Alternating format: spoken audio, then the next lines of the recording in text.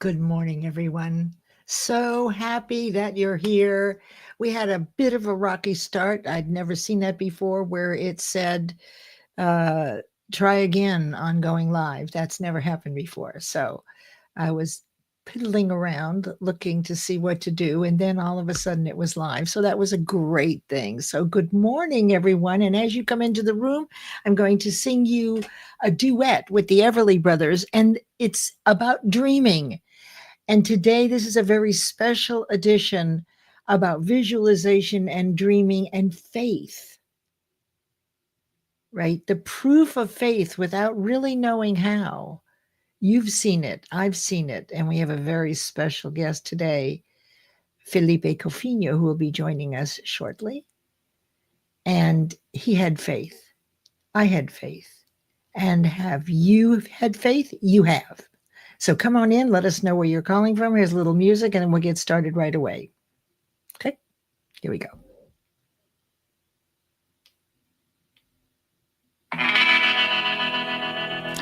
Dream, dream, dream, dream, dream. Dream, dream, dream, when I want you. In my arms when I want you. And all your charms whenever I want you. All I have to do is dream.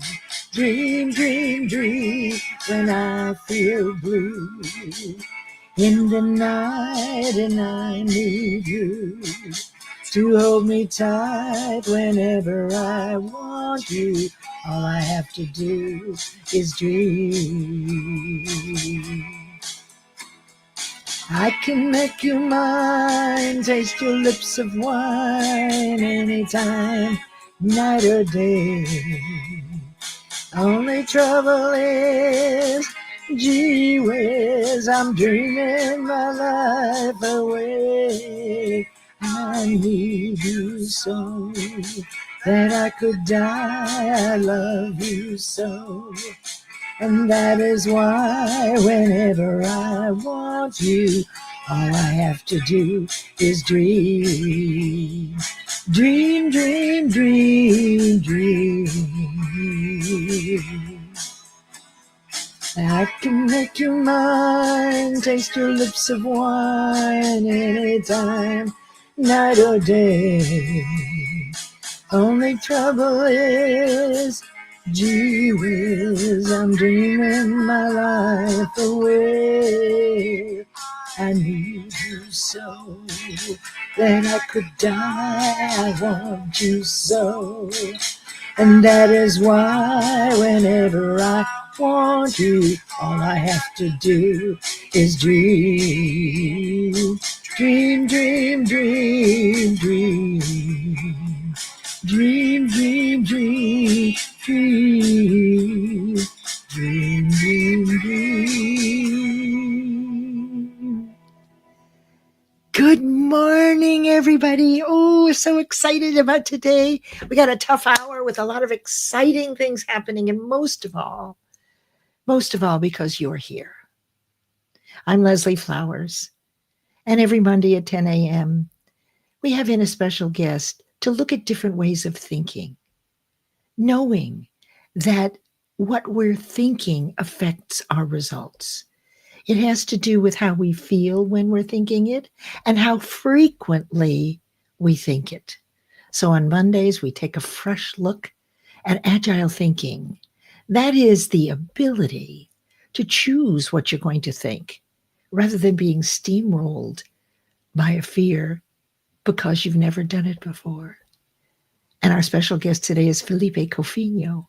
And we're going to talk about knowing about faith, even if there's no proof, not scientific proof, but it's about having faith in our universe and in God and how it shows up.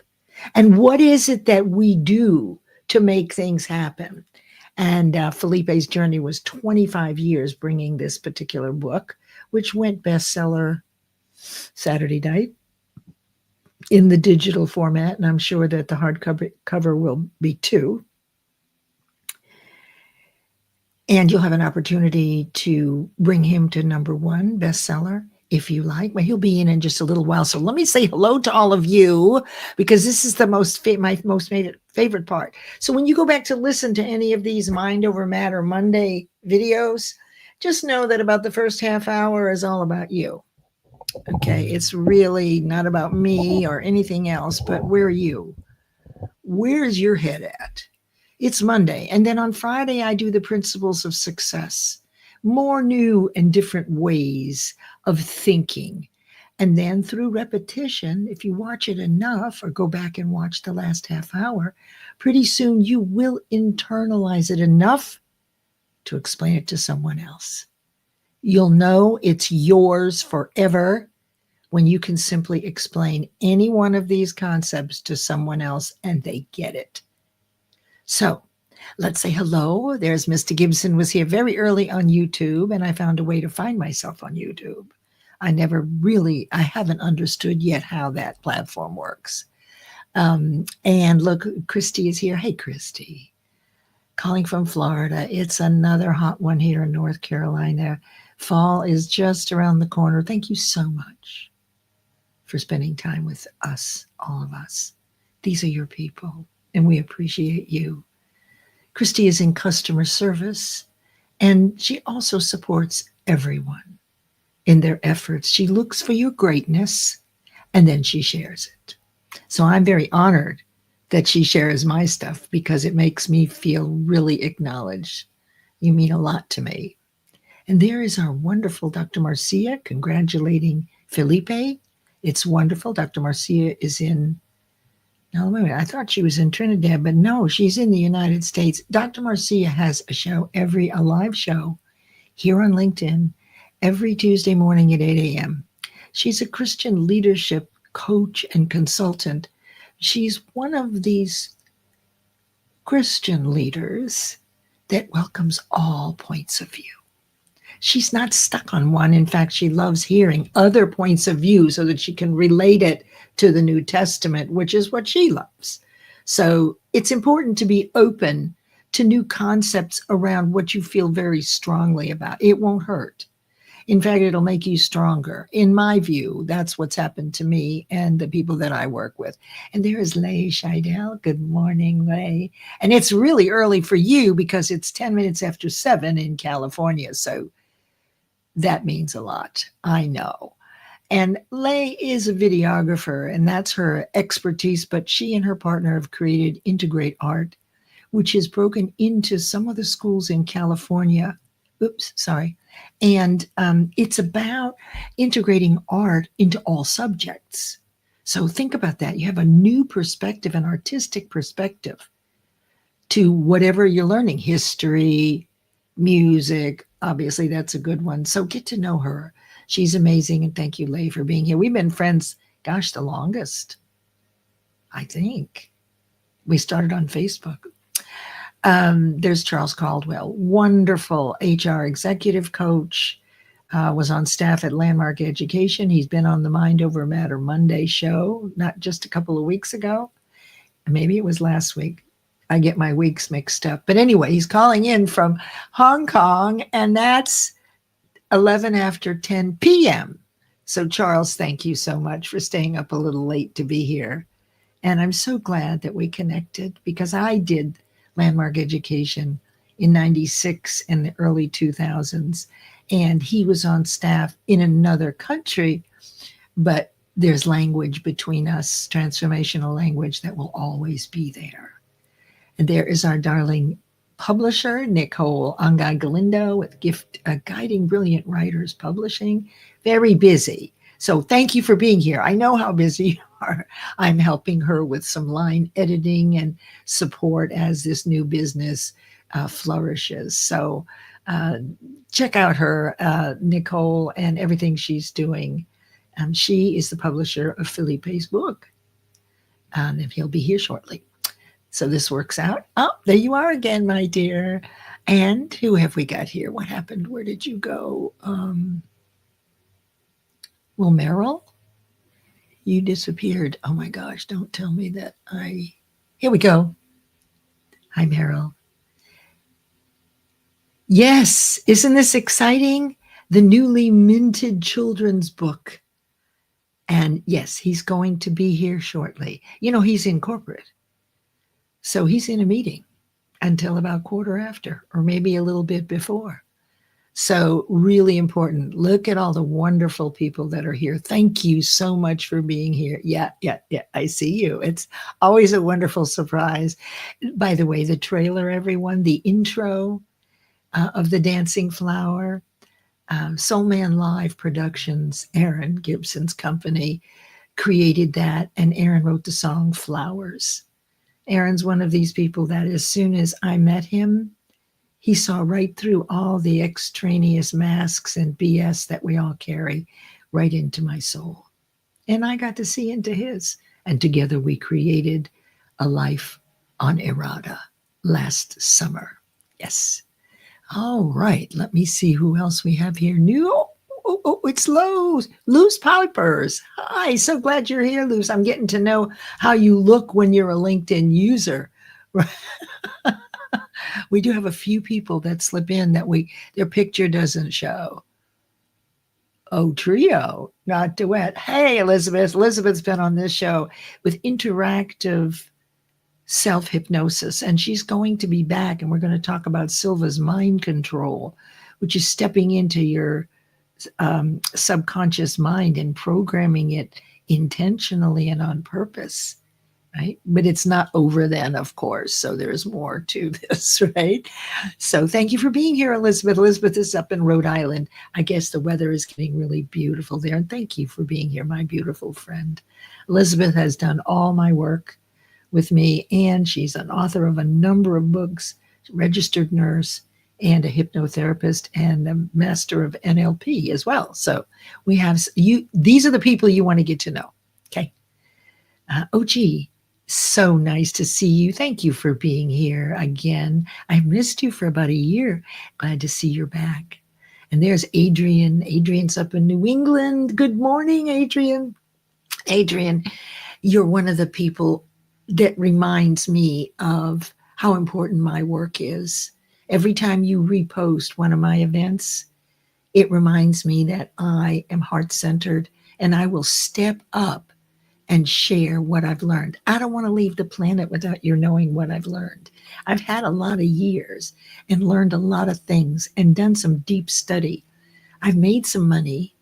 I've gone through the business, corporate, and entrepreneurship and selling and market and all that stuff. I'm done. I've had enough of it. So now what I do is with you. I share well, that's interesting. I share what I know with you. And what I know will save you time, anxiety. And today's one of those days because it's about faith. How to step out on faith. Why do we step out on faith when we can't prove that there are miracles?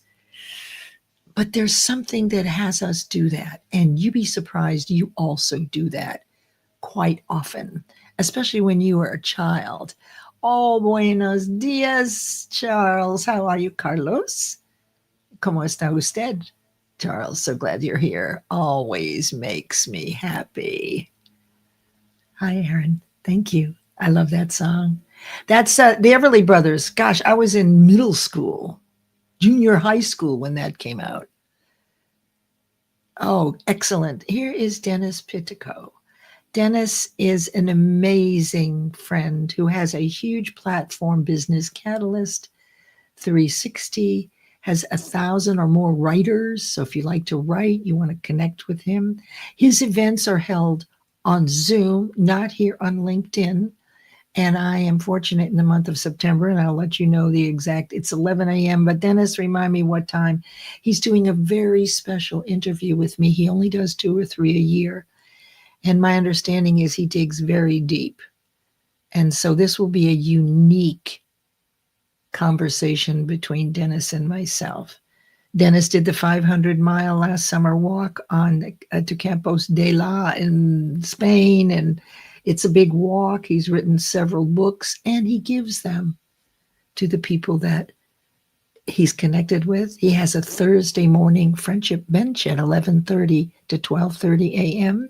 with all sorts of fabulous topics. So if you haven't connected with Dennis, please do so. And Dennis, thank you so much for being here, because I know you're traveling. You're over in Europe somewhere. Maybe you're back in England by now. I don't know. And there is Sandra Bote.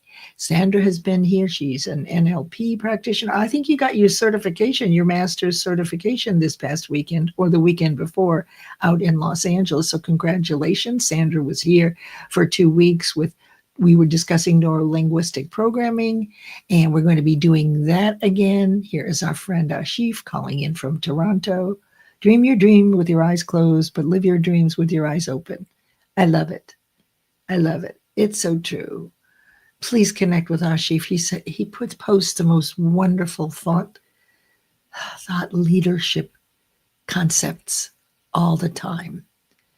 Every day, actually. And there's Sharon Rose. She's Rosie Speaks, hashtag Rosie Speaks on LinkedIn. And she's really well versed in the mind, etc. And here we go. Hello, Aaron. We did that. I'm glad you loved the song. How are we doing on time? Oh, good. This is really good. Anyone in the room do grants? Well, connect with OG if you do grants. And that's fantastic. Fantastic. Let's see what Elizabeth has to say here. You're in the United Kingdom. I knew you were traveling around. Yes. And there is our dear Tracy. Tracy on Wednesdays at 1 has a business live, which is always very well attended, very interesting topics. And she and I meet at 6 a.m. on Wednesdays with an international group, and we talk about Industry 5.0 and what the world is coming to. So let us know if you'd like to join us. Hello, Sekhar. So glad to see you here. I think you're a new friend. Look at all these wonderful things about you. Okay, everybody reading this. So thank you. Let's connect, at least follow. Connection, I like to get to know a person a little bit before the connection in most instances, unless we're super aligned on our profiles. Okay, let's see here. Leanna is in Minnesota. All right. Okay, so Elizabeth has a partner named Toulouse. But he's a different kind of partner. He's a puppy.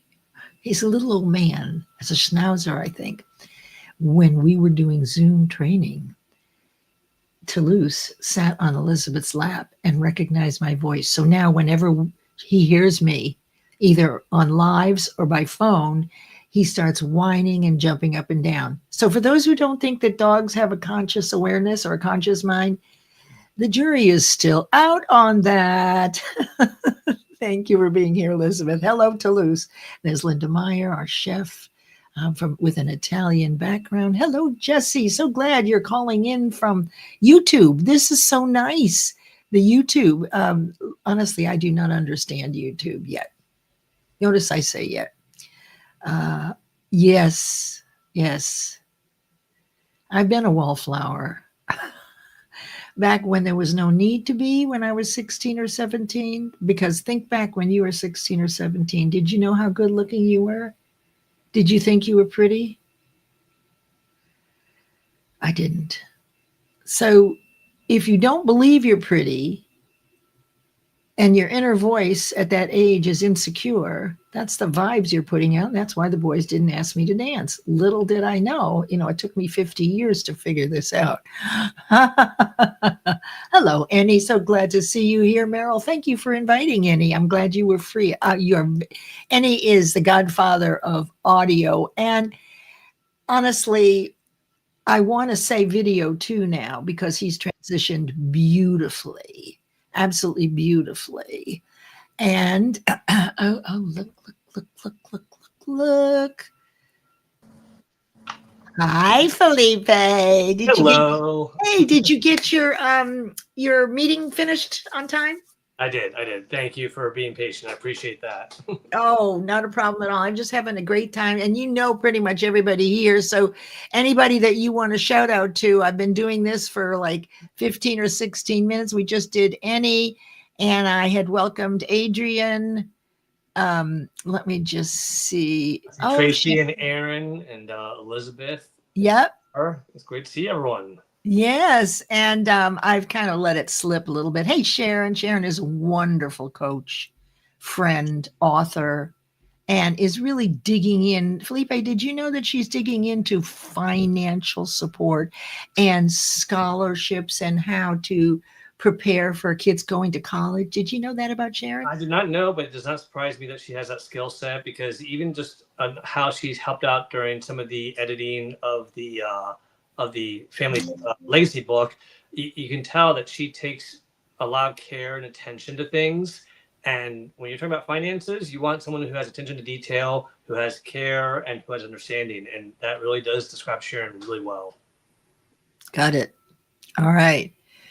Yes, follow and connect. You know, Tracy, and we were talking a little bit about smart dogs. So there's this, the jury is out, Felipe, whether dogs have conscious awareness. So look, they know they're in the room with you, but they don't know they know it. So do you see that there's this question about whether they have reasoning or whether it's all sensing? What are your thoughts? I want to say they have conscious awareness, but every time I think of an example, it comes back to one of the senses, it seems like. And, even like just, I can be in a different room. The moment my shoes, and I'm talking about quietly, slip-on shoes get put on, my dog's like, "Whoa, he's going somewhere. Where's he going?" Boom. Now, tell me if this is conscious awareness or this senses. He knows when I'm working from home, and he knows when I am getting ready to go to the office, because my routines change. So that is probably the reason why. But he will go down and block the door if he has any indication that he thinks that I might be leaving the house, because he wants to know when I leave. So he'll block the door and lay down in front of the front door just in case. And I feel like there's a certain level of crossover there where it's definitely senses and habitual, but there's something about like, well, if he's going to do this, let me do this so that I know when he actually does it, And how does he know? Is it that your vibration changes? Because, like, when you're working at home, right, you have a whole different kind of way of being than when you're getting ready to go to work. Could he possibly say? So the jury's still out. I can't wait till they show that Copper actually does understand. He's a poodle, so poodles are very smart. He has this amazing understanding. Like, I even will now say to him in the mornings when he sees me get up, he gets up and he looks at me like, "Okay, what are you doing?" And I'll say to him, "I'm going to work today," or "I'm staying home." And if I say I'm staying home, he lays right back down and he's like, "All right." If I'm going to work, he jumps up and starts walking around. Plus, he knows the words home. Yeah, exactly. Okay, I don't know how we got on this, but it's. I was thinking about your dog Copper, because he shows up everywhere, right? Copper, come here, Copper. Oh, goody. Well, now we're going to charge him extra for this, Felipe. Yeah, this is a special edition today. This is not exactly our usual. Yes, Copper. Oh my God. Copper. What is he? What kind of poodle is he? So he's a standard poodle. His mother and father were black and white. He was the only one that came out red of all his brothers and sisters. So not sure why, but he was actually a rescue. I just know the person who I found out who bred him, and I rescued him from the person who actually bought him. But he's a great dog. He's amazing. He's smart. He doesn't acknowledge the camera as much as other dogs. So I don't know if that's part of it, but yeah, he's a very smart dog, right, Copper? Are you smart? Copper, and he may not value cameras as we do. No, I don't think so. Right. I think it's snacks, food, love, and huggles. Exactly. I think that. There's I see these things on TikTok or on Instagram where like, oh, this is a TV show that my dog loves to watch, and you see their dogs just watching the TV. My dog's never watched TV, but there was one time where this animals were on the TV and he jumped up and started barking at the animals and they weren't making sound. So he saw something. But I always grew up thinking that dogs couldn't see in two-dimensional. Well, I'll tell you that Dobermans and German Shepherds, you have to walk slowly to them because of their vision. So if you run up to one of them, they will leap. So there is something to what you're saying, is that their vision, all they see is the flash, perhaps those two, and they immediately think it's, we are talking about the strangest thing, aren't we? Let me say hello to Americo because we're almost at a half hour and we've got stuff to do. So let's see who I want to see if there's anybody else new here. There's so many wonderful comments here. Hey, Sean Michael has a 12 noon every Monday mind shift. He's a wonderful coach. So please, thank you for being here, Sean. I know you're getting ready for something else. You're 12 o'clock. Your little guy was at the window. Right. So he knew. That's a good point. And that's her dog who passed away. Now, here's the thing. Also, we don't want to forget about the son, where it, because he's not sitting in front of the window for 9 hours. What is he doing? He may be waiting for the sun to filter through at a certain point, and who knows, right? It's all instinct. Let's take a look here. If they don't have reasoning, how do I get a service dog that can let me know if someone has negative energy and I need to remove myself? Ooh. Because they pick up on the negative energy. They sense it. They're not busy with internal conversation saying, well, what do they really mean? Is that really a bad person? Or, they don't have perspective, and they don't have opinions, and they don't have views. So it has to be that vibration. Yeah, because they sense fear. You always know that dogs sense fear. So if they can sense fear, they can probably sense other things too. Yeah, and you also have, look at this. Toulouse knew there was a fox at the door and woke you up. Wow. So I they're now starting to prove that dogs are different than other animals in that the connection with humans is quite unique. Anyway, I think we just need. Hey, Lark, so glad you're here. I haven't seen you in a while. I hope everything is going down good in the islands. And let me just finish up here so we can get into what we're doing today. I just don't want to. I want to make sure I haven't missed anybody who came in. Is that our boy that we hear? Is that where we hear him? Oh, no. Oh, okay. No problem. No problem. That wasn't on my end. Okay. All right. Let's do this. Here we go. So this is Mind Over Matter Mondays. And in this next 30 minutes, we're going to take a look at what it is that happens when we do something such as what I'm going to ask Felipe questions about. What is it that has a person to start something in 25 years and then not finish it until 25 years has passed? Why does that happen? What are you doing? So you'll see that Felipe had this idea 25 years ago. And let me just see if I've got the picture of it here. No, I don't. Okay, I will in just a minute. So 25 years ago, well, doggone it. There we go. He got an idea. And he's worked on it over these 25 years. So there's lessons in there that will help you and remind you when you did this. You've done this too, and there's a reason why you didn't finish it then. I also wrote a book that started 25 years ago, but where Felipe spent time throughout those years, maybe every year or two, continuing to do little things to keep it alive, right, Felipe? Yep. But what happened was, it was what I'm going to explain in this next story. So is everybody ready for the story about bamboo? Yeah? Okay. So grab your coffee. Now let me see if I can get this. I still haven't figured out. Okay, so if I can make this, I think I can make this smaller. Oh, it makes us bigger. Okay, good. Okay. So I'm going to tell you a story that is loaded with lessons and laws. And it is exactly what I did with my book and what Felipe did with his book. We had a conversation yesterday, and he went through the same steps that I did. Are you okay, Felipe? I am fine. Okay, giving the dog water. I'll just Okay. close the door. That's all. Oh, no problem. No problem. Okay. So, everybody sit back and just have a listen. Be listening for the lessons. They'll become apparent to you. You might even want to jot down.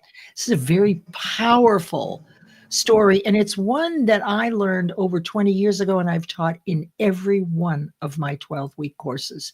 And I've done 65 over 17 years. Everyone knows this story and the lessons from it. And it popped into my mind when Felipe and I were talking last night or yesterday morning about how we were going to couch this, because this show is about thinking differently. So today it's really about the results of having faith, whatever that is for you. Okay, so here's the story. A long time ago, I got all my notes over here. A long time ago, a Chinese farmer had heard that planting bamboo would keep his family in good graces for the rest of their lives, because bamboo grows to 90 feet. So he invested in the seeds. He was very excited about it. His dream was to build a legacy for his family. So he took an acre of land and he planted these seeds for Chinese bamboo. And every day he brought a bucket of water or two and he watered the spots. And he looked at those spots every day and he thought, oh, this is going to be so great when the bamboo is 90 feet tall and my family never has to worry for generations. So he did this religiously every day for almost a year. And every day he'd go out there and he would check the spots and there was nothing. Nothing happened. So after a year, he realized he had to create a garden for his family so they could eat now, right? Because obviously in this year, the bamboo did not grow. So he did just that. And then the next year began. And every day he would carry out a bucket or two of water and water every spot. He would talk to the seeds. He saw his hopes and his dreams. He visualized already having it grow. He had heard about bamboo and how quickly it grows, but he had never seen it. So through the second year, every day he went out there, nothing. By the third year, his neighbors started laughing at him and mocking him because they watched him going out every day to water this land where there was nothing coming up. They laughed at him, they mimicked him, but by this time he was started in the habit. And he really wanted this to happen. He'd already invested a whole bunch of time, right? So he went another year looking at the spots, checking to see it. They're in now the fourth year, nothing. And by this time, the neighbors have kind of just chalked him off to being a nutcase, okay? Because they no longer were mimicking and laughing. They just thought, well, he's just must be out of his mind. And then he moved into the fifth year and he really started to question himself. He really wondered. He started to give up on his hopes and dreams. Nobody was saying anything. He was tired. He thought nothing was going to happen. And then one morning, the people, his neighbors, heard some screaming. And he went running through the neighborhood, screaming at the top of his lungs. Every one of the sprouts had broken ground after 5 years. And now all the neighbors and he watched the growth start very quickly before their eyes. It was like it actually grew 90 feet in 6 weeks. And so they were all watching. Now, of course, he was thrilled. His faith had paid off. He did everything that he could do. And now, of course, his neighbors were all planting their own seeds and going out and watering their gardens. So that is the close of the story. He blazed a trail, made a difference for everyone, but it was his faith, it was his habit, it was his visualization, it was the initial purpose to build a legacy that would take care of his family for generations. That was his why, and he never gave up. So there you go. You like that story, huh? That's a great story. It really is. Okay, so let's get into this so I can ask you some questions. Okay, Right. so Felipe spent 25 years writing his book. In this story are these universal laws. These are the laws that God or the universe has created that work 24/7, 365, but they're useless if you don't know about them. And they take care of a lot of anxiety that we have. So the first one is having the patience for the law of gender. All seeds take time to grow. Felipe, when you began 25 years ago, what is it, the idea that sparked something so deep within you that you were compelled to share the story about your 3-year-old daughter when she came in from the outside? Please tell everybody about that. Sure. Well, the initial seed, I think, I picked up the seed when she was an infant, and she started getting older. I started reading books to her, and the idea popped in my head, like, how cool would it be to be able to share some of our stories with her instead of these stranger stories. And I always like, maybe I'll write a children's book for the kids one day. And then it just stayed there, and in the back of my head. And then one day, I told her, I was like, "Can you let Storm, which was our black lab border collie dog at the time, he let him out in the backyard?" And she's like, "Okay, I'm gonna go outside with him." I'm like, "Okay."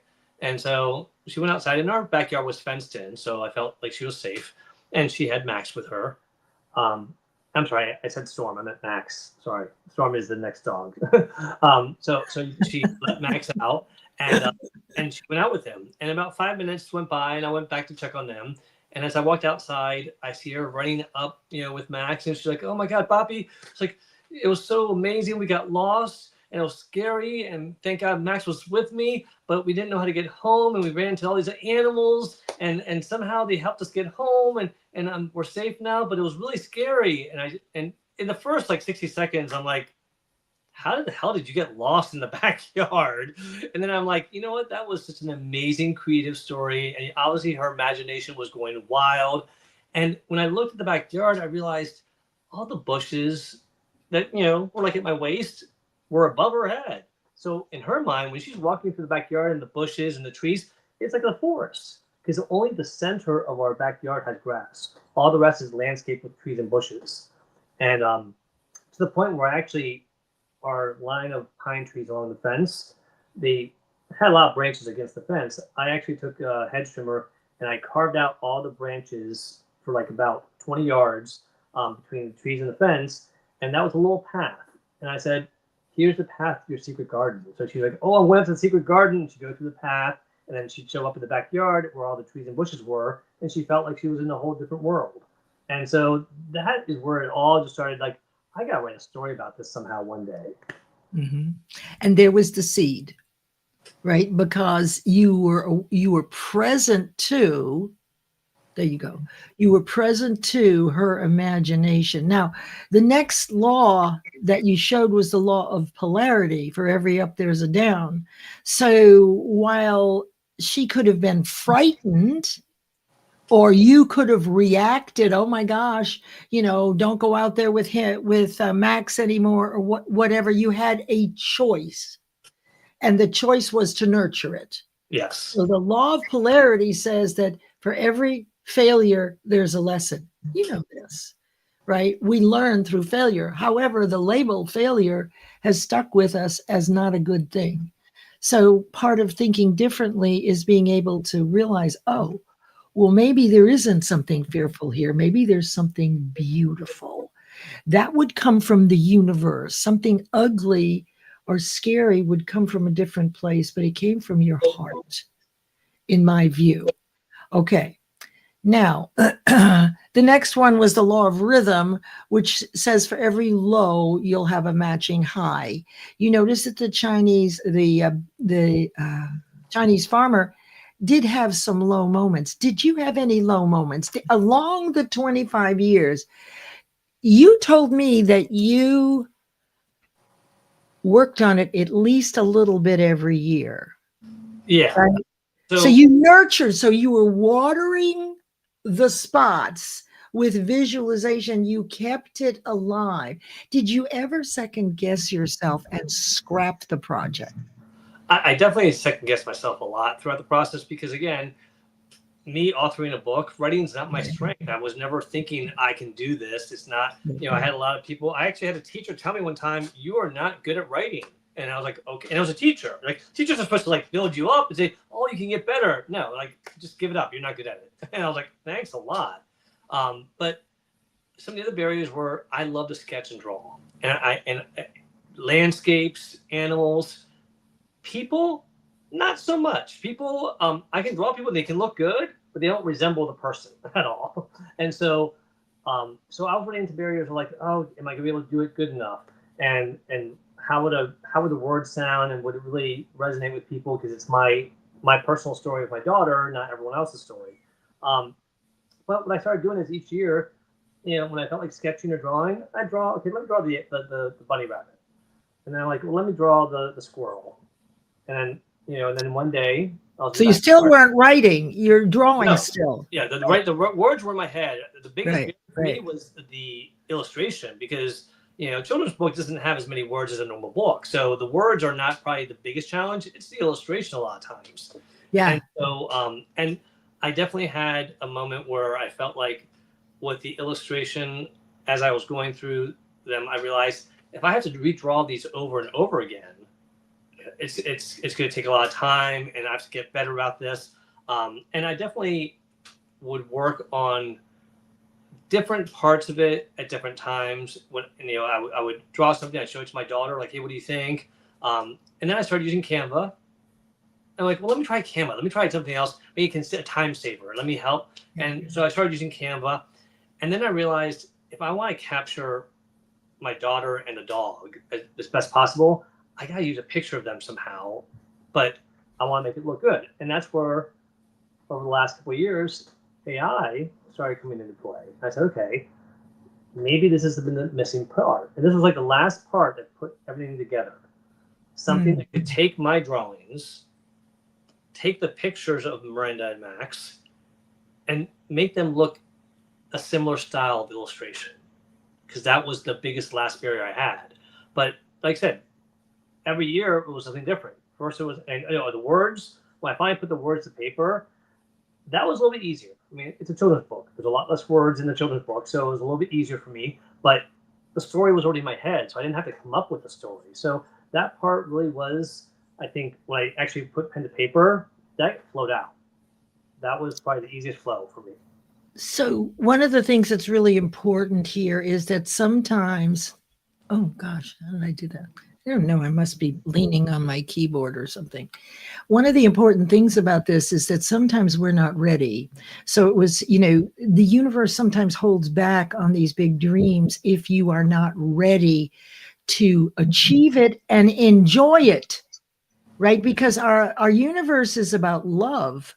So why would the universe give you something that would cause you a lot of anxiety, such as winning the lottery, right? So you weren't ready to write it. So what did you do?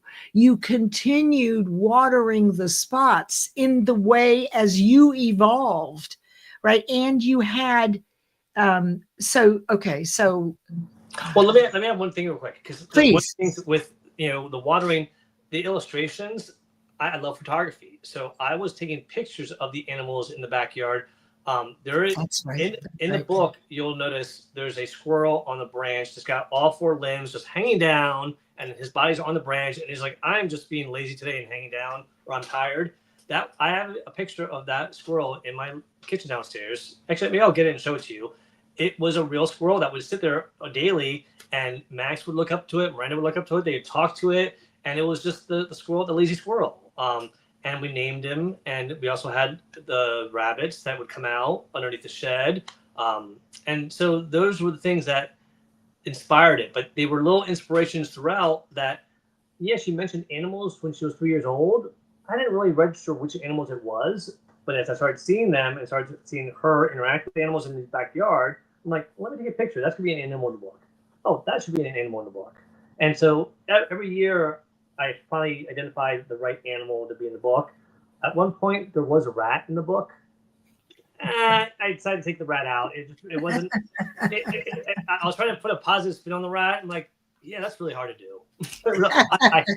So Okay, so good. That's I love that. Now, so you were watering the spots.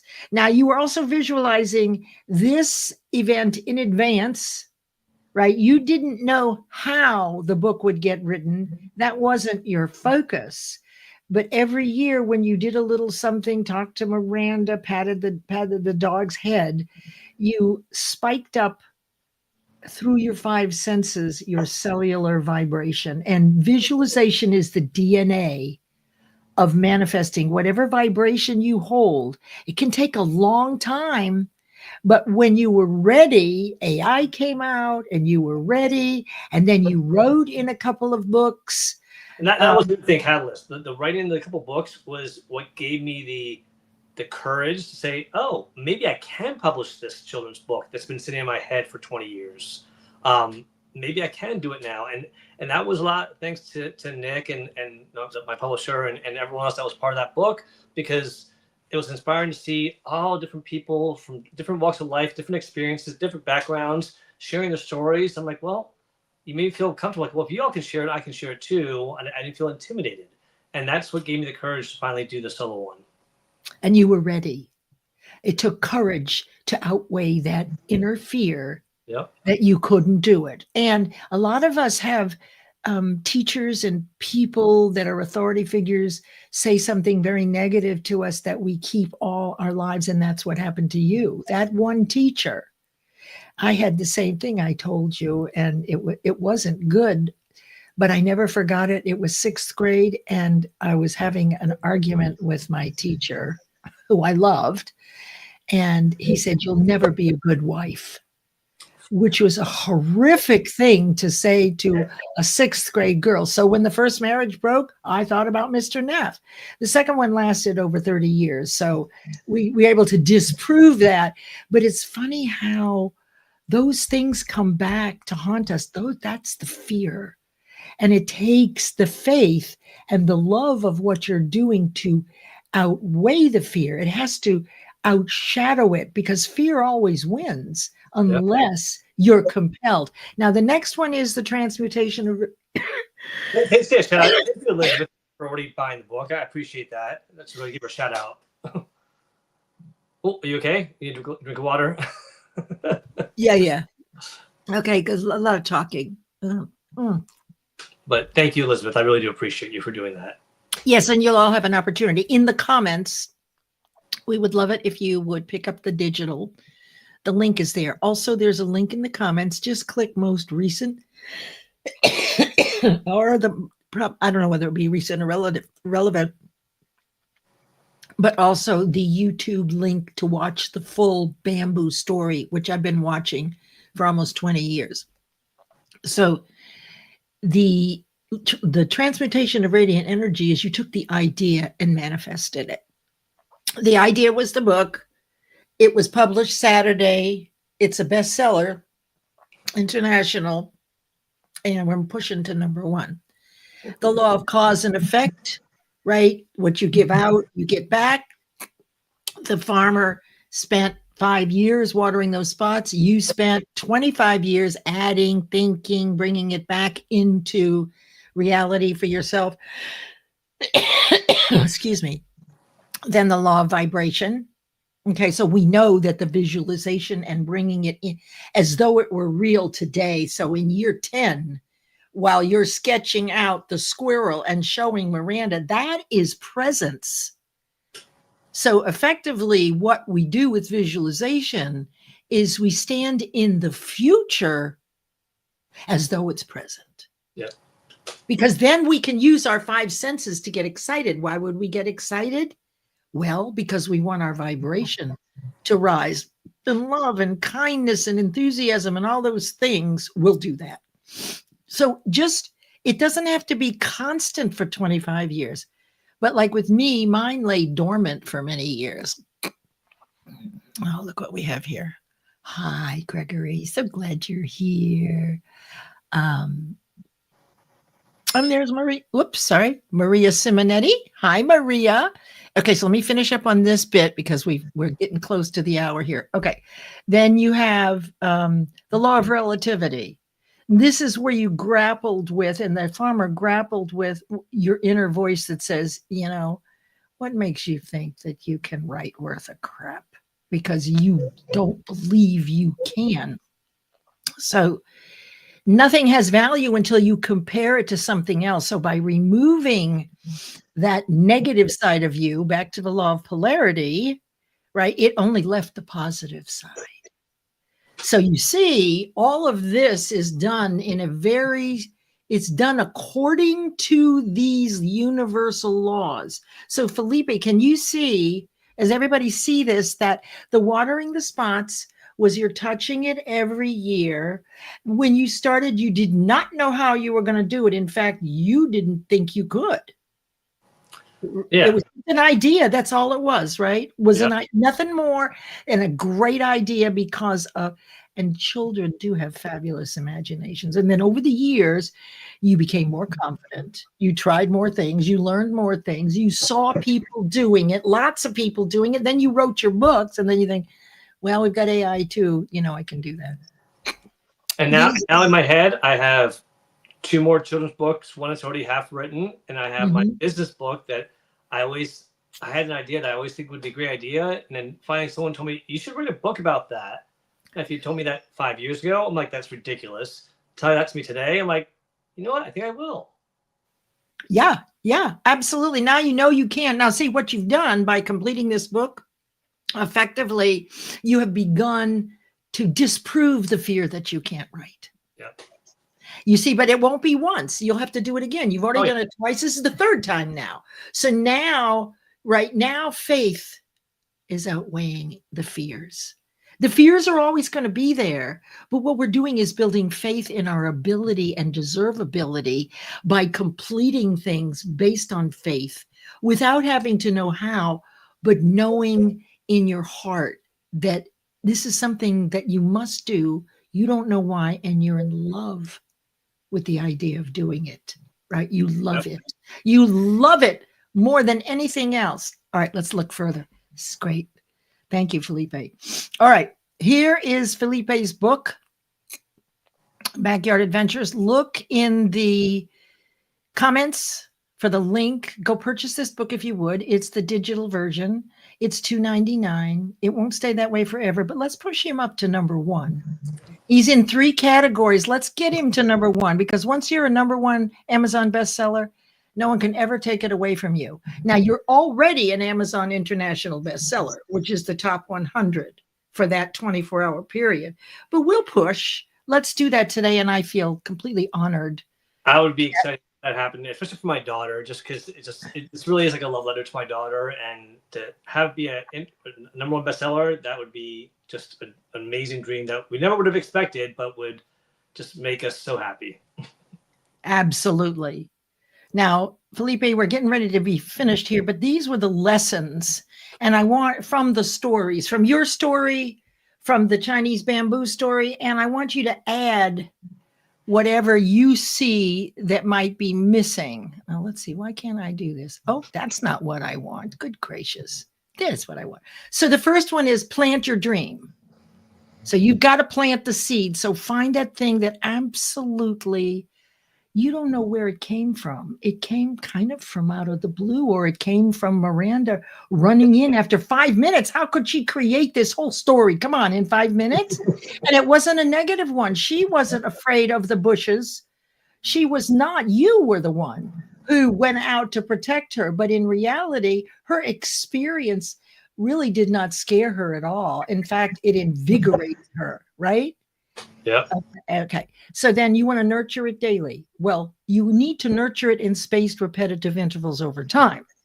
So you have to do it consistently over time, whether it's once a year, right? Now, for me, when I did my book, I let it lay for about 15 years because I was in no place to write anything that I finally, I wasn't ready. And the universe tapped me on the shoulder, and it was Dennis Pittigo who first published those chapters. I wrote that book, Errata, in 12 weeks. My goal was 1 episode a week. And that's what I did. So then ignore the naysayers, even if it's within you, right? That's your inner critic. And then have faith for no reason. What would you add to this, Felipe? What I would add is simply have fun or find the joy in it, because like you said, you had to put it down for 11 years because the joy wasn't there for you.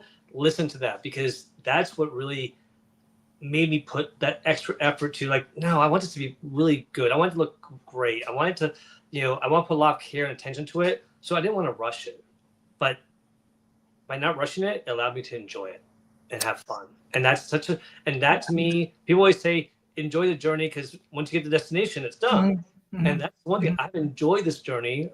Next one hopefully will be shorter than 25 years. But I think it's just enjoy it and find that fun factor. Yes, and that is there's no pressure, there's no anxiety, right? You're just being guided, kind of like guiding brilliant writers. You're just guided in the right direction. You won't do it usually until the universe says you're ready now to achieve it and enjoy it. Yeah. Because the universe doesn't want us to be miserable. No. Right. And that's what happens when people win the lottery. They have no clue. They're not a vibrational match to managing that kind of money. So it's not so different. People who win the lottery very often end up worse off because of this reason. I guess the universe couldn't get in there and withhold them winning that ticket. I don't know. But here is the QR code. Thank you. Maria has a question here. She asked how long it took me to write it. Again, this was a story that was in my head, already written, so it flowed out in one day. I got it all out in one day, and I was happy with what I finalized. The illustration is what took a lot longer. Okay, and who was that said that? Because I don't see that was Maria. Maria. Simonetti. There we go. I got it. Thank you, Maria, and thank you for catching that. So look, do yourself a favor. It's digital. And go ahead and read it. And I also want everybody today, and I've checked the QR code myself, and that's how I purchased mine, is through the QR code. Thank you all. For anyone who's bought it, thank you. Anyone who's going to buy it, thank you. I'm eternally grateful. It's been such humbling to feel all the appreciation, all the support from everyone. I thank you. And thank you. Felipe, this is the law of rhythm at work, because your downs will match your ups, and all the good things that you have done, we all know you for. All those good things that you've done for so many of us, they come back, but not the way you expect it. So you really are reaping what you've been sowing for a very long time. So congratulations. I'm very grateful. Thank you. Yes. And it's phenomenal. So everyone, let's see if there's anything else, because we're right on the hour here. It's 11:01. Yeah, I got to jump, unfortunately. No, I'm going to move you back into the studio, and then I'll play the outro. Thank you, Felipe. Thank you for everything. I appreciate everything. Okay, everybody. I hope you really enjoyed that. I absolutely loved figuring this out with Felipe. So your job is to look back and see where you have done the same thing, maybe not 25 years. And did you follow the process?